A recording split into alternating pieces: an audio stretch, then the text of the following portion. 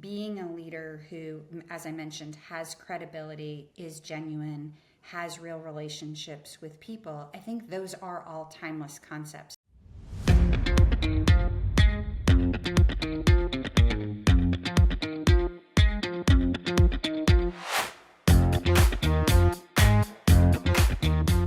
Hey everyone, put your bags down and relax, and welcome to the Room Key, where the best stories don't just check in, they leave a legacy.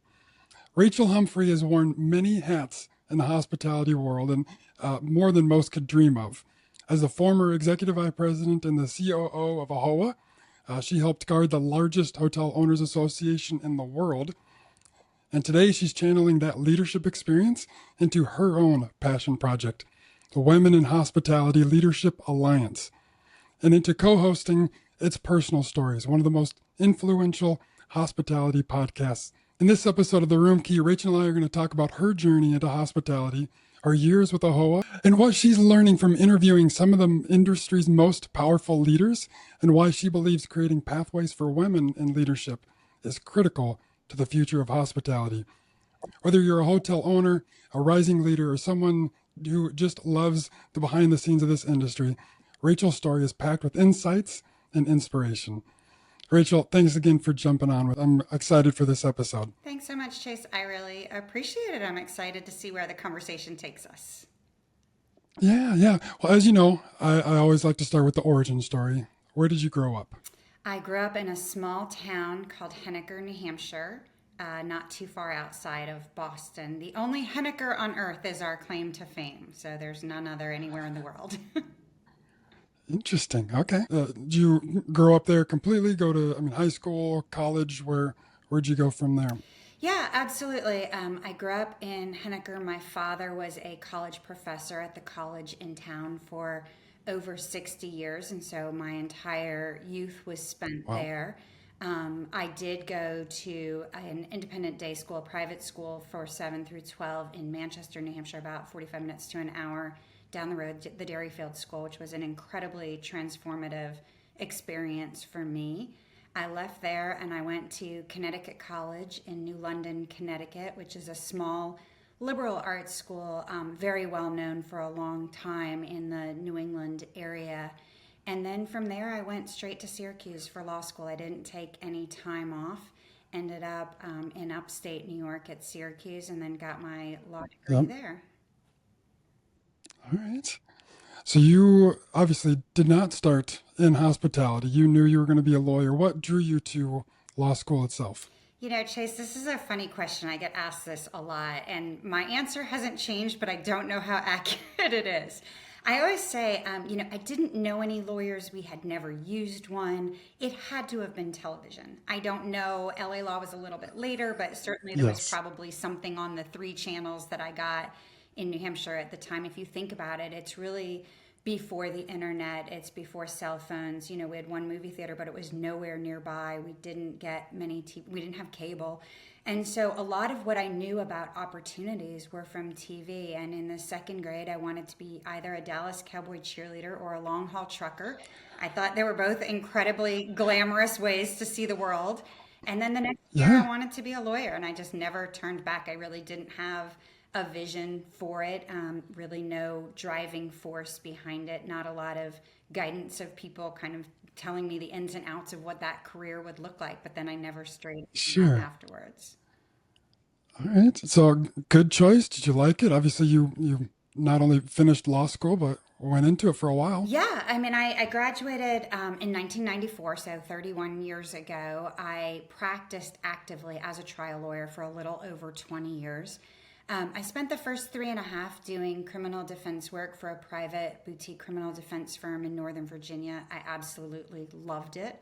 I got thrown into the deep end right away. I had an incredible champion, the partner of the firm, who hired me and taught me and brought me in on everything. It was a really incredible first experience in the law, something I never thought I would get to experience. And then as sometimes happens with sliding doors, love came across the door, and My husband wanted to move back to Atlanta, and raising a family here and the cost of living and some other things seemed to make sense at the Yeah. time. The legal market was very different here. And so I ended up going actually to a civil trial practice firm, spent about 15 years there. Representing a lot of small to mid-sized companies, and it's really where I got my first foray into the hospitality industry. We represented a lot of restaurants. I did a lot of alcohol beverage licensing work, but most importantly, a few weeks after I started, we had one person at the firm who had a real niche in franchise law, and he accepted a new opportunity, and they said, do you want to pick up his franchise practice? And I said, absolutely. And then I went to the library and I got Franchising for Dummies. Don't tell any of my clients, many of whom I'm still in touch with, because I didn't know what a Yep. franchise was, but I knew it sounded like job security. It sounded like an area I would really get to learn a lot and dip my toes in. And so I represented a lot of hotel owners during that time. Especially for those familiar with the franchise model, most firms want to represent the brands because that's where the money is. And so Yeah. representing franchisees in the eyes of some would conflict you out of those opportunities. So I really got to develop a specialty in representing franchisees. It put me on a speaker circuit because there weren't a lot of franchise attorneys that were representing licensees at the time. I did impact work, new agreements, disputes, you name it, and then a lot of their other incidental work too, so a lot of their employment and contract work too. And that was really during that 20 years where I started to really understand the hotel industry, started to build a lot of relationships, both on the business side and on the legal side, but also with a large number of hotel owners, until literally one day when I realized that what I thought was a lifetime love of the law was not anymore. I had never looked for a job with a job. I really, to this day, I'm still not sure how people do it. I understand the realities of it. Yeah. Started kind of asking around, getting a lot of feedback that I wasn't super marketable.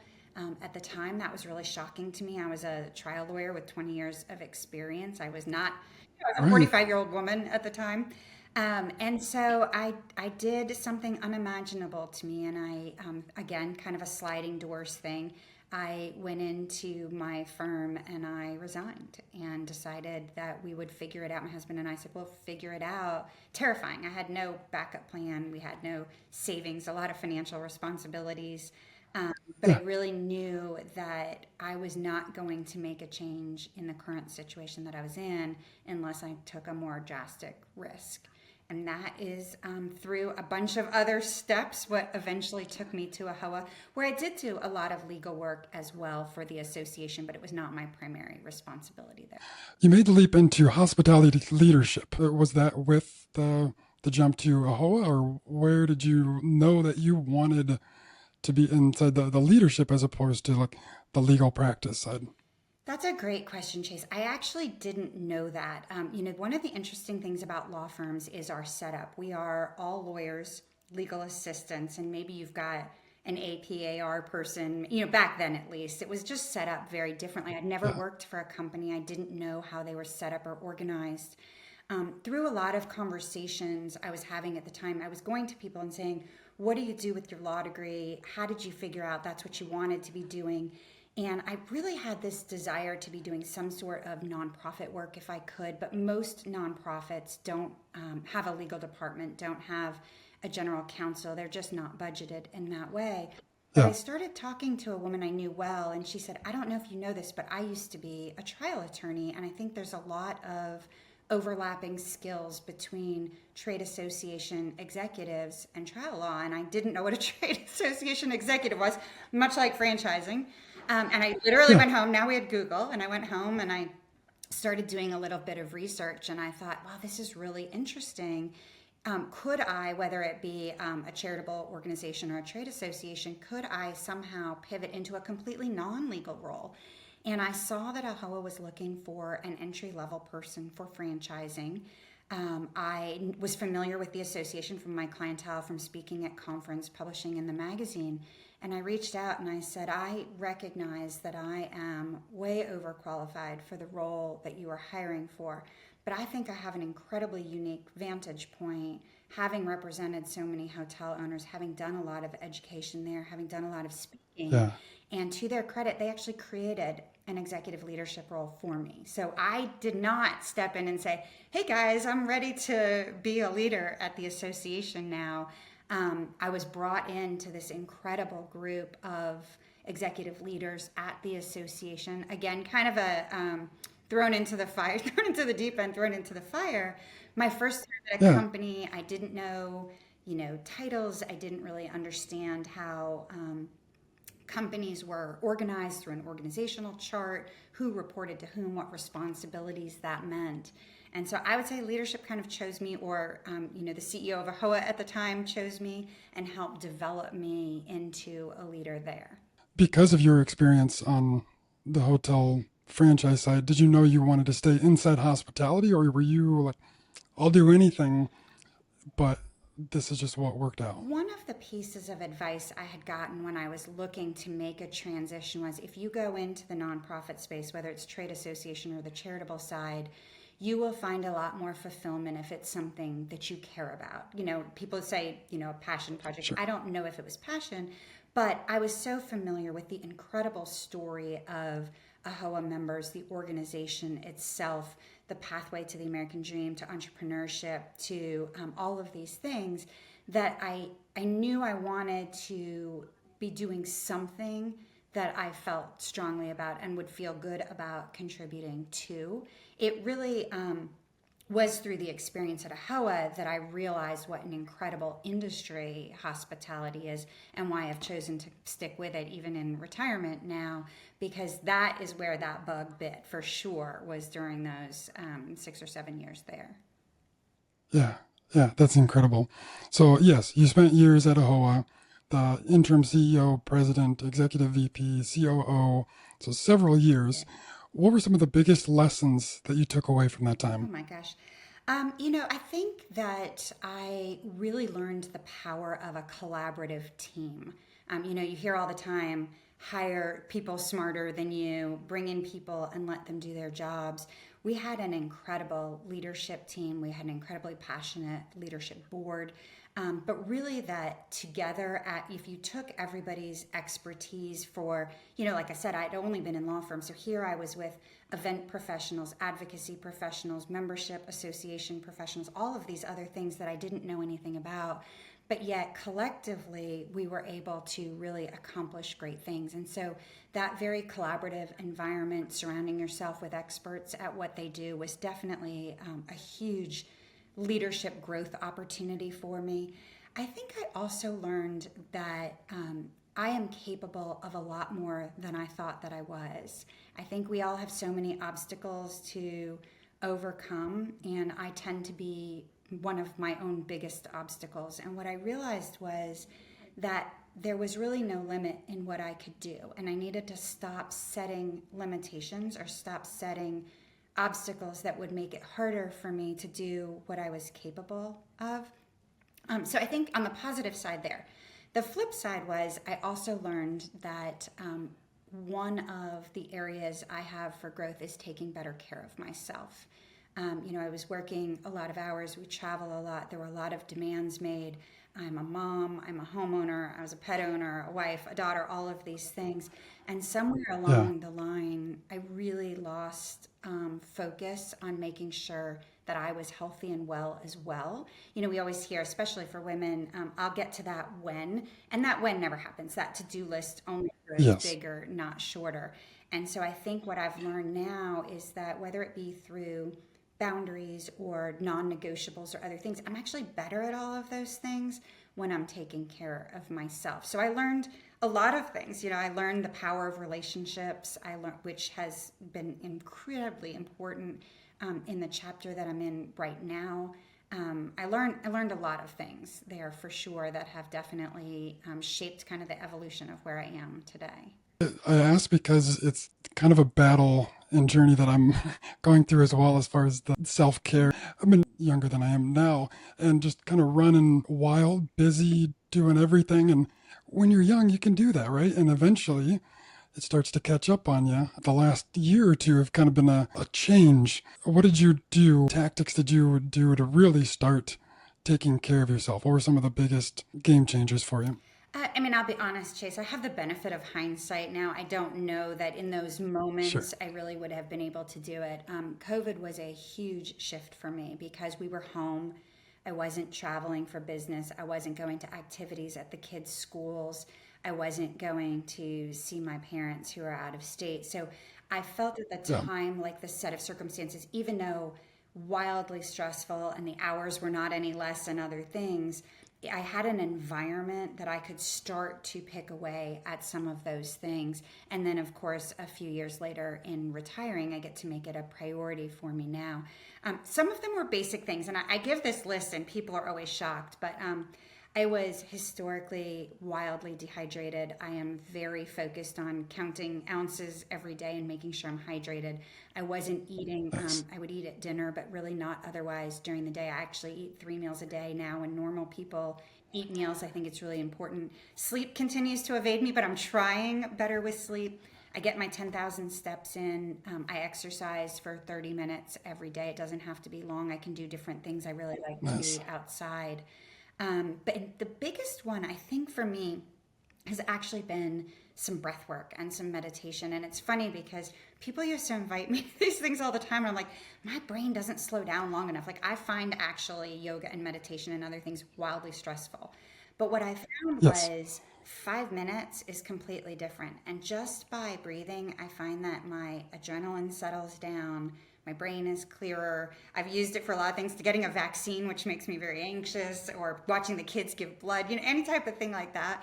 Or if I'm upset Sure. about something, if I just take a second and breathe, and I think that's been really important too. The steps I try to do outside, fresh air is really important to me. So just really trying to figure out, for Yeah. everybody, it's very, very different. I've actually had the real pleasure of speaking to people the last few years about what their non-negotiables are and how they take care of themselves. And I love how incredibly different everybody's are for them. But I would say to people, pick one or two. If you don't have time to pick 6 or 7, pick one or two. And it's really important to get the buy-in of the people around you. So my husband, Yeah. even though my children are grown, they know if we go on vacation, I want to get my steps in. I need to make sure that I'm drinking water. I want to make sure that I'm getting outside. I'm going to find 30 minutes to Yeah. exercise. So making sure that everybody around me understands how important it is for me. And I think that if I had a job, making sure they understood that some of those, getting that support system around that realizes it, because like I said, everybody benefits when I am healthier.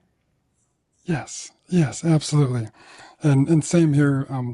Parent, husband, and when I know that I'm actually taking care of myself a little bit more than normal, I am a little bit more focused. I'm better with the kids. I'm better with the wife, and everything is just a little bit easier to do things the way that I want to do it. Be a little more intentional, I right? love that. There's a saying that I love that says, "An empty lantern shines no light." And so I think self care is kind of the fuel that lets me shine as Mm. brightly as I can. We tend to say that self care can sound selfish or makes it about me first. And it's really just me also. Like, I need to fit myself into Yeah. that equation. And that has been a really good mindset for me, who tends to, show value and service to others. Of, I'm not serving anyone else, I'm just serving myself as well.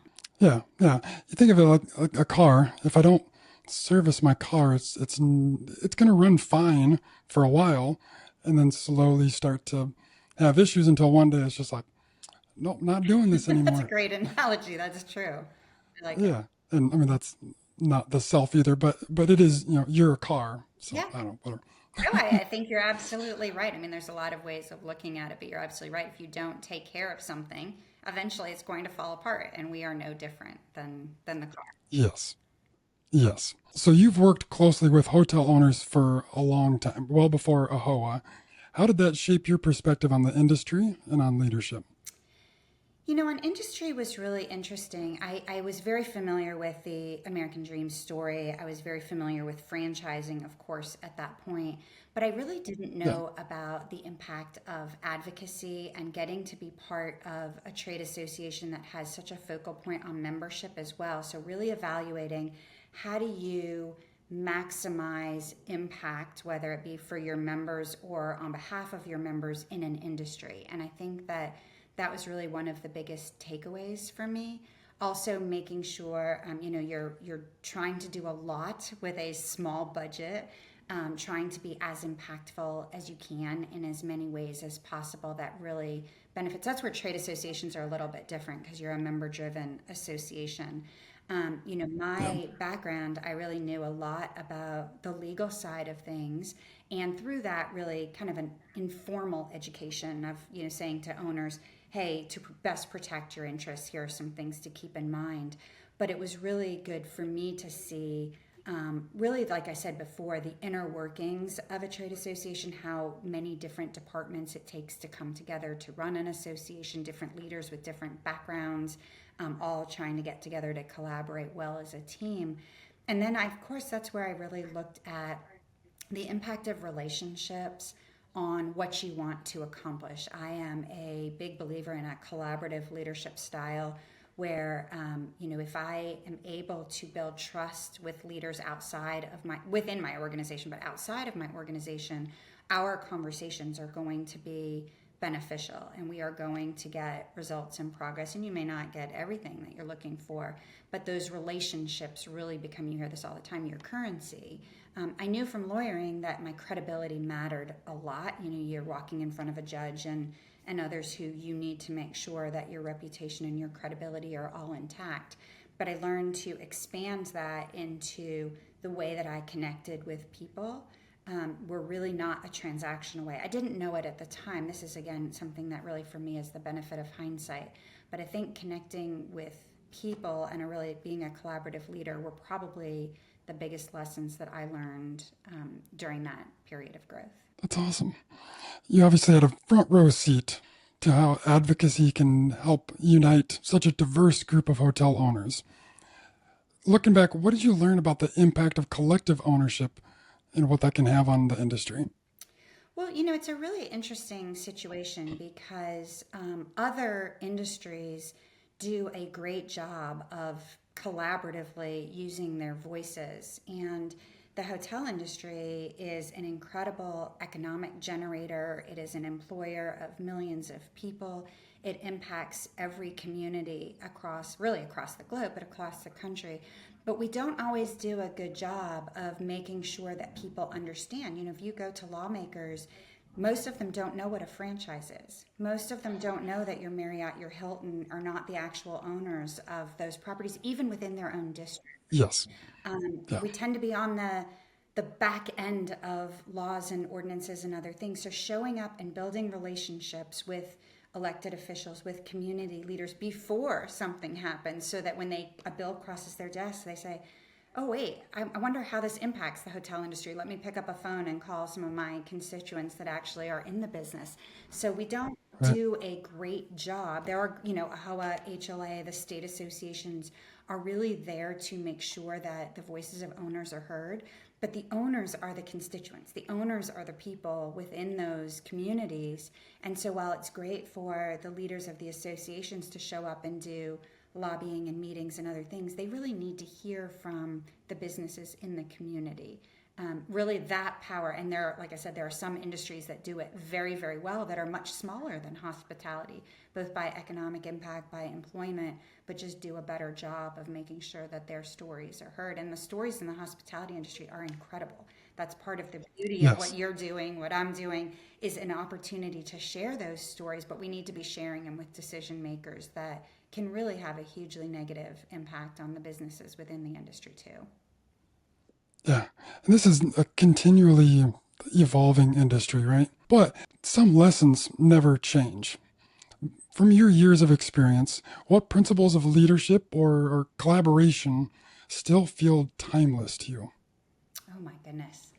I think being authentic and building real, genuine relationships. I think the timeless aspect, whether it be through collaboration or through leadership, of um, being being a leader who, as I mentioned, has credibility, is genuine, has real relationships with people. I think those are all timeless concepts. We maybe talk about it more today than we did 10 years ago. I was actually talking to some people recently.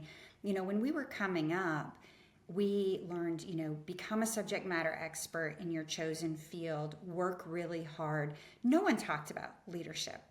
I've had great champions and great leaders that I have worked for, but that wasn't a focal point. Nobody, a few people maybe had an executive coach here and there, but they weren't really teaching leadership. We weren't doing a lot. And one of the things I did when I started at AAHOA, I started reading a ton of books on leadership. I started talking to a lot of people, asking about leadership, wanting to invest in how I was going to grow as a leader.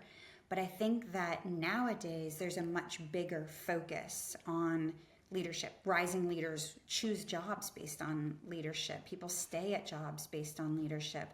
And so that idea for me of that authenticity, that relationship building, being genuine and having real relationships with people, I think is timeless. And as we continue to talk about leadership more, I think is really going to be a staple for a lot of people in that area, who do well in that area especially. Yeah.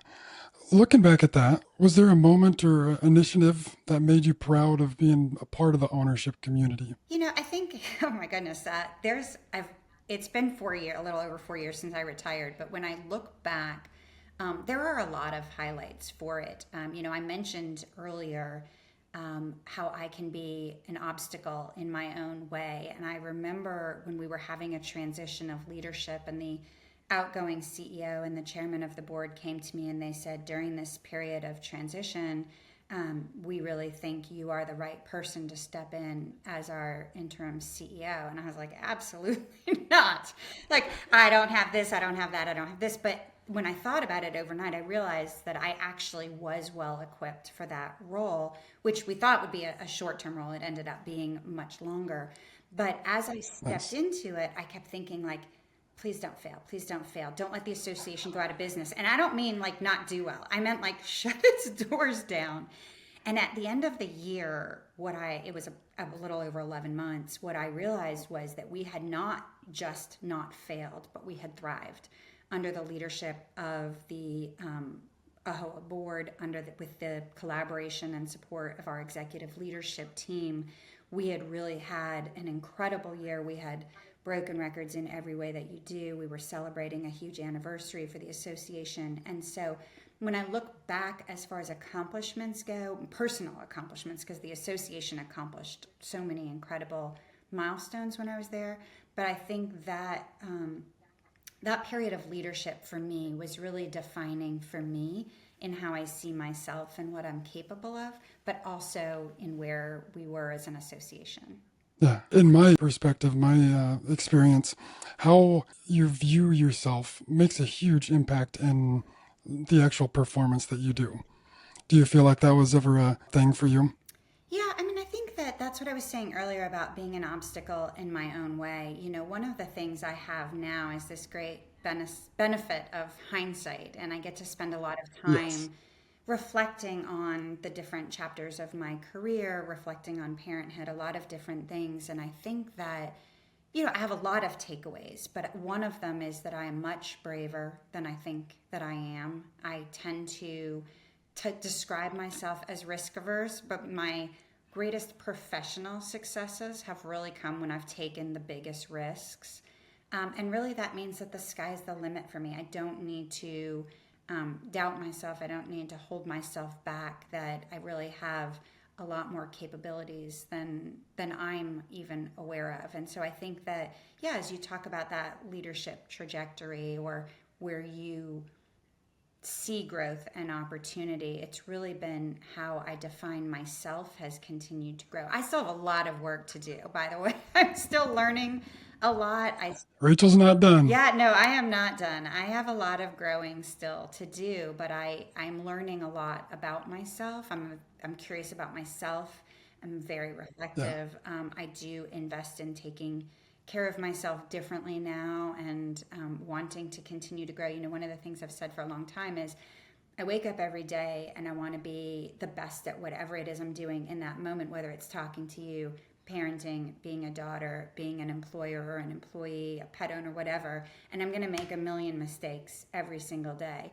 I'm going to go to bed, and the next morning I'm going to wake up and I'm going to do it all over again. But I hope that I have learned from those mistakes the day before to continue that Yeah. growth pattern. And so I think that for me, I hope that I never stop growing and learning and evolving like that. Absolutely. I want to jump into, and I'm excited to talk about your Women in Hospitality Leadership Alliance. Tell us what that is. Yeah, absolutely. The Alliance, I founded the Alliance in late 2021 after I had retired from AAHOA. I had no expectation or intention of continuing to stay connected within the industry, but I quickly learned there were some very high profile announcements of new CEO leadership for associations, brands, management companies, all of which the CEO that was named after extensive searches was traditional candidate. I'll say a white male candidate.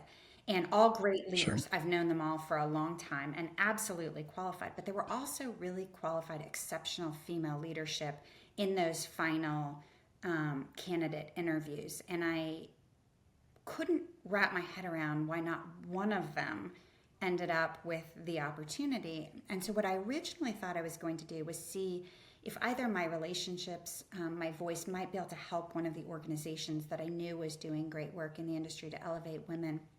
And what I quickly learned was that the operational efficiency brain that I have, the collaborative brain that I have, we were just coming out of COVID. And I went back to them and I said, hey, all, would you consider getting on one phone call together? Talk with each other about what you're working on, what your initiatives are, what the hurdles are. To their credit, each of them said yes. And Chase, I'm telling you, we knew instantly we were on to something.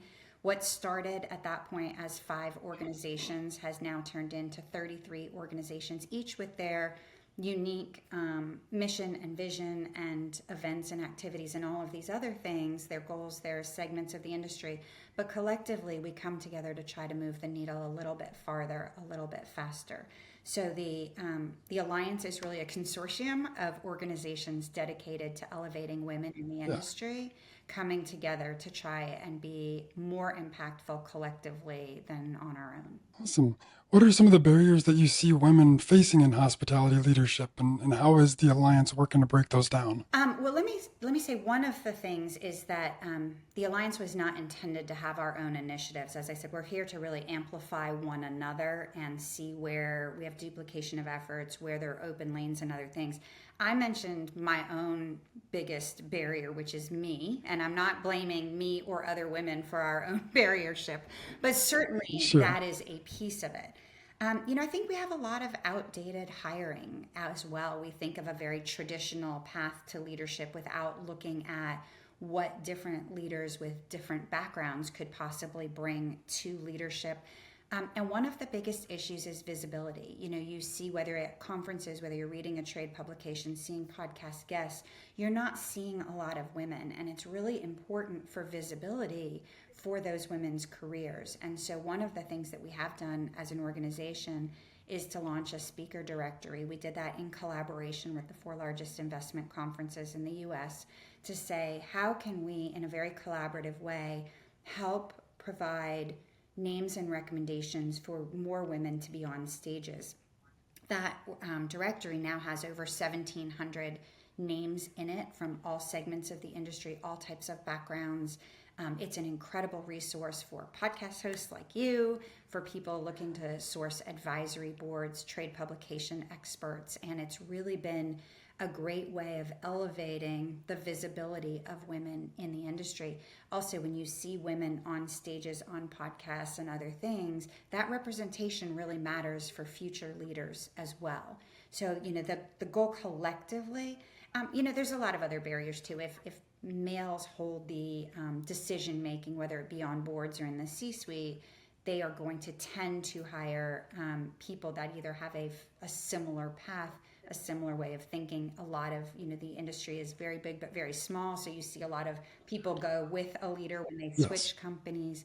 And so again, really just trying to broaden, I say the Rolodex, trying to broaden the Rolodex a little bit to have people thinking more broadly about opportunities for success, paths to leadership, non-traditional ways of thinking about who we're hiring and how we're hiring. Yeah. How can hotel owners, both men and women, support this movement in a practical way?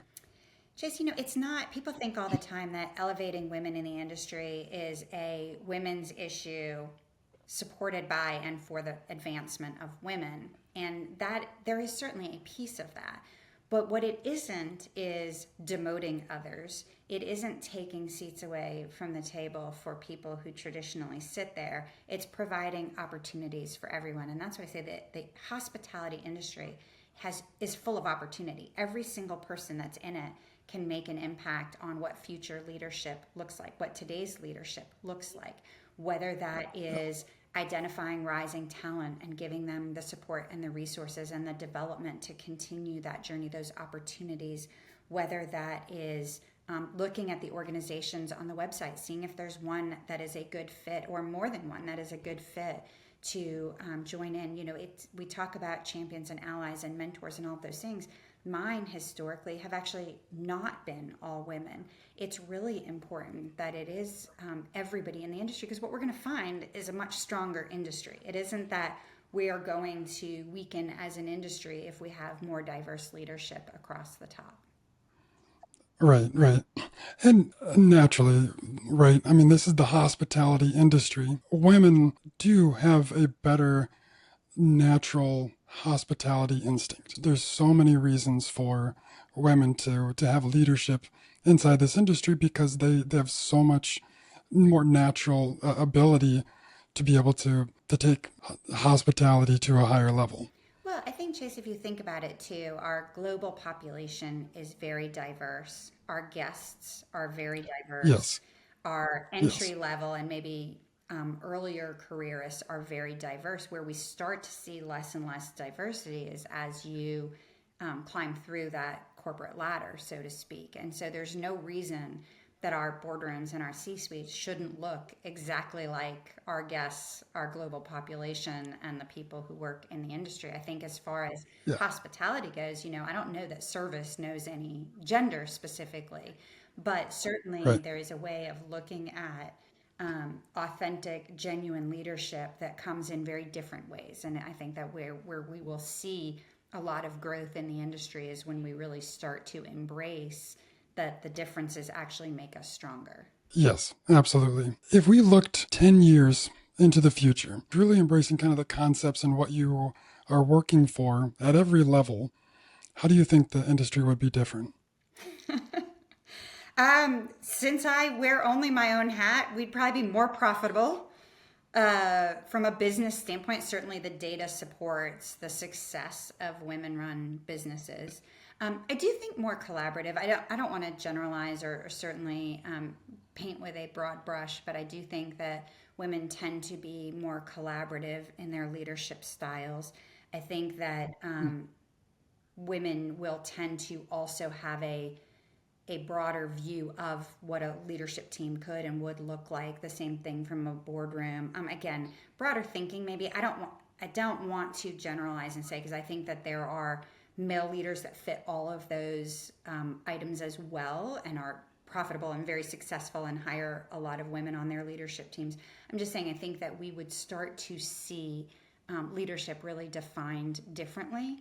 And opportunity begets opportunity. So as more rising female leaders see female leaders in all different roles in the industry, all different segments of the industry, I think it's going to make it more enticing for others to come into the industry, because there are a lot of people looking now into careers, and they do look at websites and they look at what does their leadership team look like? What does their board look like? What does their management look like? And people are not choosing companies and opportunities that it doesn't look like there is a path for them.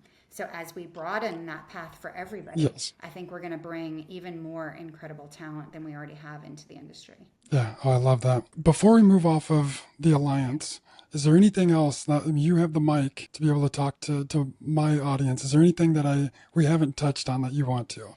Yeah, I think just again providing visibility and representation. So, if I would speak broadly to conference organizers, podcast hosts, trade publications, people that are sourcing open roles for leaders or advisory boards, reach out to us, get access to the directory, and consider thinking more broadly, inviting maybe new faces, new names, new voices to your stages and your platforms.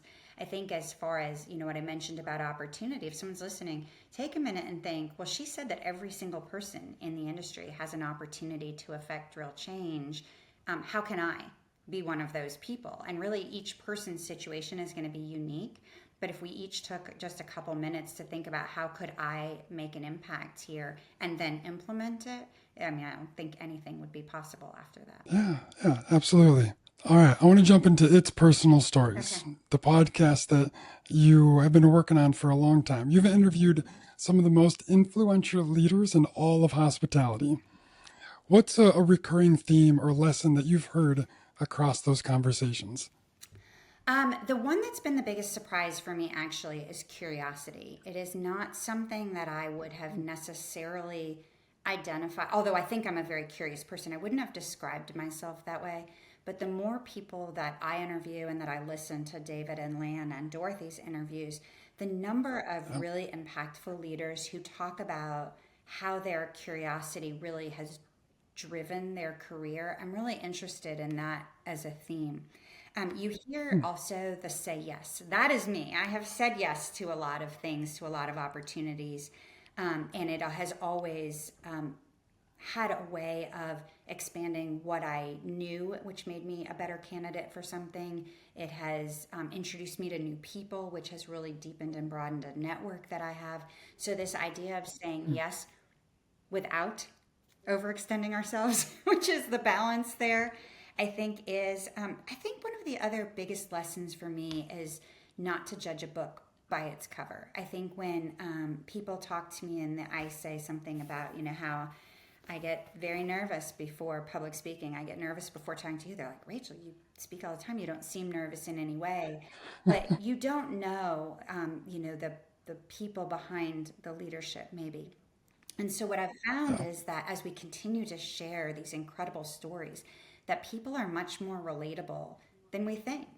And so getting to see people as human, getting to see them as real people who we may not really see much of other than what we see on a stage or in a boardroom or something else has been Yeah. really maybe the biggest lesson for me, how relatable everybody is and how much we don't know about people and their backgrounds that we spend a lot of time with or see in a lot of stages. Yeah, that's awesome. That's such a great opportunity for you to have those conversations. Well, I think And this is a from great that, example of that because you may know of me because you invited me to be a guest from certain things, but as you and I talk yes. now, you have learned much more about me. And I think that Yeah. anyone who's listening will also learn more about me, whether it's a point of connection where someone says, hey, I wanted to be a Dallas Cowboy cheerleader too. I don't know. Or I grew up in New Hampshire too, whatever it may be. Or Yeah. I tend to be my own biggest obstacle. I think as we continue to share these stories, it really has an opportunity to strengthen the industry, but also really, really be impactful for others. Yes. Absolutely. And from that vantage point as a host, what would you say can separate a good hospitality leader from a great one? I'm going to say this one from personal experience because I think this is an area that I could have done a lot better when I was in a different type of leadership role, is that personal connection. I think that leaders who really understand and are connected with their teams, with their guests, we all have a lot of stakeholders, whether it's shareholders, members, whatever it is, but really developing those personal connections. I think that it reflects in their leadership style. I think there's a piece of empathy that certainly goes with that. There's a piece of learning from others, hearing from others. So on the spot, I would say probably connection. There's probably other things, but that's the one that jumps out at me right away. Yeah. What have you personally learned about storytelling and influence from doing the show? I think from storytelling, that topic of relatability that I was talking about, that I think that as we tell personal stories, we don't talk about any industry trends. We don't talk about companies. We don't talk about data, all really important in Yes. running our industry successful. But we're really talking about the journeys and the leadership insights of the people. And I think that Yeah. relatability again is really important to see our leaders as human and to maybe see ourselves in them a little bit. I think as far as influence goes, I've been really fascinated, very anecdotally, that I think when David Kong founded the podcast, his thought was our audience would be primarily rising leaders. But it's really incredible to me the number of senior leaders, C suite leaders, board leaders who share with us how much they are getting out of the podcast in learning more about their fellow leaders. Yeah. Maybe seeing somebody on stage a lot, but really not knowing them very well, or hearing them talk about their own leadership challenges. And then every now and then when I'm at a conference, I learn that somebody, a senior leader, reached out to another senior leader saying, heard your story with Rachel, and I just wanted to say hello and how much I loved it. And we're building this community. And so I'm realizing that Yeah. the influence is building this really special community of, we call them guest advisors, of these guest advisors in how they are learning more about each other and connecting with each other. And I think that has been really special. Yeah, that's incredible. Like you said, it's a big industry, but it's also a very small world. There's a lot of connection, a lot of collaboration between even different parts of the world, just different parts of the US, different product types. There is a lot of synergy, a lot of connectivity that can happen. Absolutely. Probably not as much as what should or could happen, but it's between us and the rest of the audience, of course. I'm kind of curious Uh-oh. when you sit down with one of these industry leaders, one of these incredible people, how do you draw out the personal story behind their professional success? I think this is part of where credibility comes in, relationships come in. With very few exceptions, I interview people that I know, that I respect, that have impacted my career. I respect them all. I don't want that to be misinterpreted. I don't know. There are a few that I did not know beforehand. And so I think that there's a level of trust where they know when I ask them and they say yes, because we source our own guests, that Yep. I am doing it to share in a safe place in a way that I think they will appreciate and understand.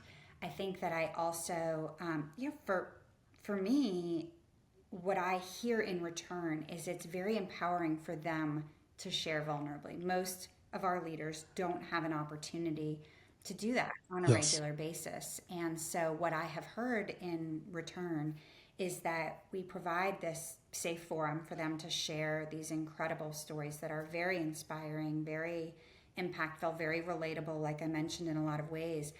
But then they feel free to share it with others. I've heard a couple of times that someone will say, Rachel, I just heard our CEO says, I've never heard that story before, but he actually shared it on our staff meeting a couple weeks after you interviewed them.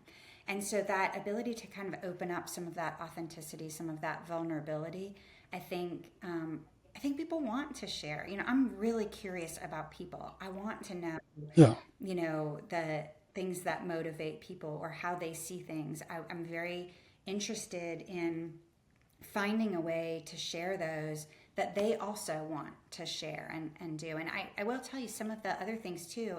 I'm in this period of great reflection, like I said, but I do get a lot of guests that say, Rachel, I've really been sitting down the last couple of weeks knowing we were going to talk, and it has caused me to reflect as well, to be thinking a lot more about my journey, some of my insights, like highs and lows or other things that, I've learned along the way. And I think that is also a gift that a lot of them may be unexpected for them, but has been very powerful for them as well. Yeah. And that vulnerability definitely breeds connection. I think it's very human. And so one of the interviews that I've done here on the show is a general manager of one of the largest and certainly highest luxury hotels, at least here in the Midwest. And afterwards, the feedback that he's said that he has received and I've received about him was from people within his organization or other hotels that he's worked at, and just saying, like, I'd love to hear that side of it, because naturally, being the GM, you're there every day. You're having your meetings. You're, you know, very important, and you're very business and trying to control everything. But when you have a chance to, I mean, I know they weren't there personally, but sit down and listen to your GM just talk about his own life, his own experiences, how excited he is about the people that he's getting to work with, the people that he gets to serve. It's so refreshing and motivating for me to hear those stories of how they're impacted. Yeah, I think that's one of the interesting things about the podcast format, Chase, that you have and that I have. It's a lot of anecdotal feedback, but you hear a story where you've positively impacted someone and it feels so good that you have done Yes. something to help somebody along in their journey, whatever that looks like. And whether it's the person you're interviewing, I will take a lot out of today because this is what helps me grow as well. But if somebody else Yes. hears anything that I said and it helps them grow a little bit too, that's really exciting for me. And so kind of that feedback can be really be a powerful motivator. And especially at this chapter for me, feeling really good about how I'm spending my time. Yeah, that's incredible. Well, Rachel, before you can check Oh out, boy. you Okay. got to have your wake up call. Okay. A few just quick questions. They don't have to be quick. Usually they're not quick, actually. Usually they're very long, but they're quick questions anyway. Okay. What's a habit or routine that keeps you grounded? I talked about the breath work. I would say related to that is gratitude. I just have an incredible amount of gratitude for people, the fact that I'm still here on this planet. I know that sounds morbid, but I'm so grateful for my health and my kids and my husband and the leaders that I get to interact with every day. And I think that gratitude is really an important way that I think that I do stay grounded and that helps me kind of wake up the next day and feel really motivated to do it again. Yeah, yeah. And jump back on the camera and do Absolutely. another interview. Absolutely. What's one of the best books or resources that you recommend to other future leaders in hospitality? Oh gosh. You know what? I'm not going to recommend a book. I say that because I think Okay. that everybody's needs and what they're looking for is very different. If I can flip that on its Yep. head, what I'm going to change it to is to encourage people to invest in themselves, to pick up a book and read something that might be transformative for them in any number of ways. I think what has been really Hmm. impactful for me may not be a good fit for somebody else, depending on background or goals or other things. But I think just I'll use the curiosity word, being curious and picking up a book and reading and seeing how it might impact things for you is really important. I am a voracious Yeah. reader, but I'm not sure that I am in a place to tell anyone else what to read. All right. All right. Is I that a cop can't. out? I don't know I if that's a can't. cop out.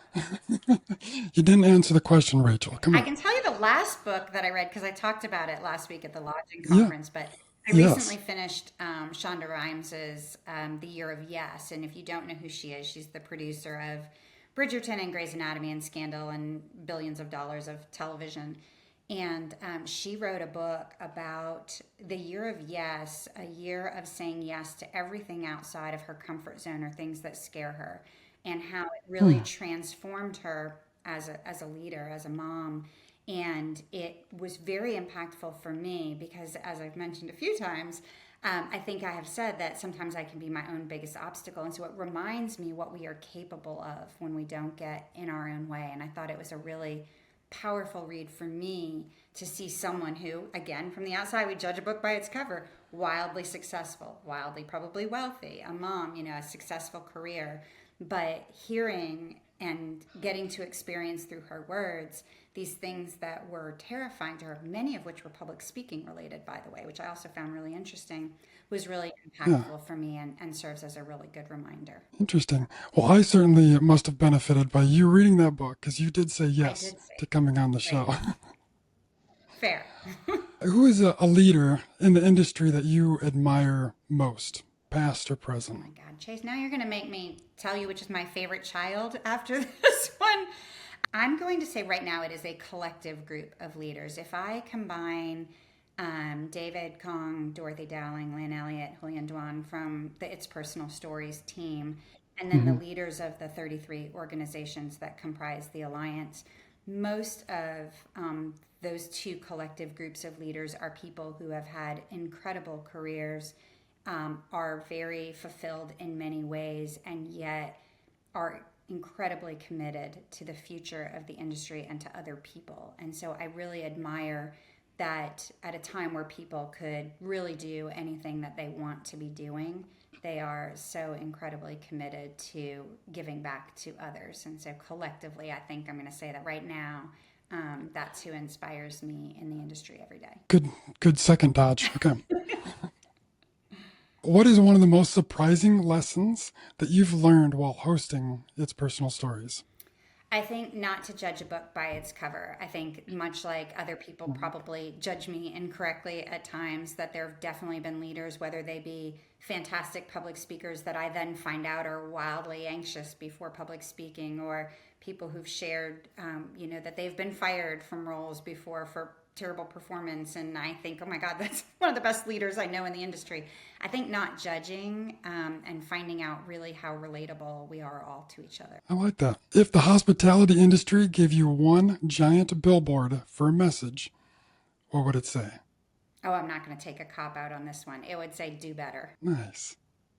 Do better. I like that. Awesome. Well, Rachel, thank you so much for coming on. Had a lot of fun talking to you. You obviously have a ton of experience, a ton of good gold to be able to give our audience. And anything last words you'd like to say before we jump off? Just I really appreciate the opportunity to talk with you and to share a little bit. And I think what you are doing is really important, as I mentioned, in the industry, and continuing to talk about the people and what shapes them, and talking about leadership, because we're really defining a whole new generation of leaders. And as a mom of two girls that are technically adulting right now, I think that it's just such an important thing for us to be doing, to be modeling, to be representing, and to really be pouring more into the people that will be future leaders. Mine won't be in the industry, I don't think, but future leaders, not just in the industry, but in the country as well. Yep.